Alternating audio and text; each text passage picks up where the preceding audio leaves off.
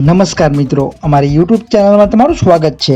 તો મિત્રો, તમે પણ જો સરકારી ભરતી અથવા તો કોઈ પણ યોજનાની અપડેટ્સ મેળવવા માંગતા હોય તો આ ચેનલને તમે સબસ્ક્રાઇબ કરી બેલ આઇકન પ્રેસ કરી નોટિફિકેશન ઓન કરી દેજો।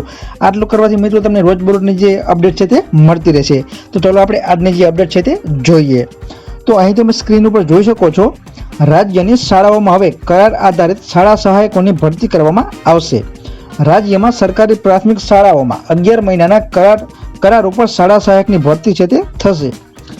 સરકાર માસિક 21,000 રૂપિયાનું મહેનતાણું શાળા સહાયકને ચૂકવશે। તેમજ શાળા સહાયક માટે ગ્રેજ્યુએશન સાથે જે બીએડની શૈક્ષણિક લાયકાત છે તે પણ જરૂરી રહેશે।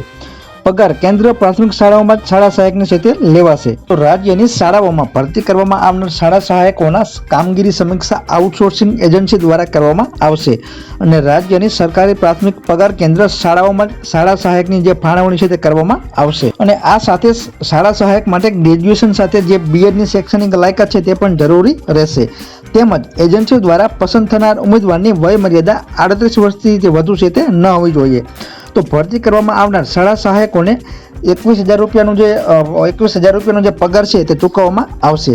તેમજ શાળા સહાયકને 11 માસના કરાર ઉપર ભરતી કર્યા બાદ જે કરાર પૂર્ણ થયા બાદ છૂટા કરી દેવામાં આવશે। આ હતી મિત્રો આજની અપડેટ। આવી જ માહિતી માટે અમારી યુટ્યુબ ચેનલ સાથે જોડાયેલા રહો। જય હિન્દ, જય ભારત।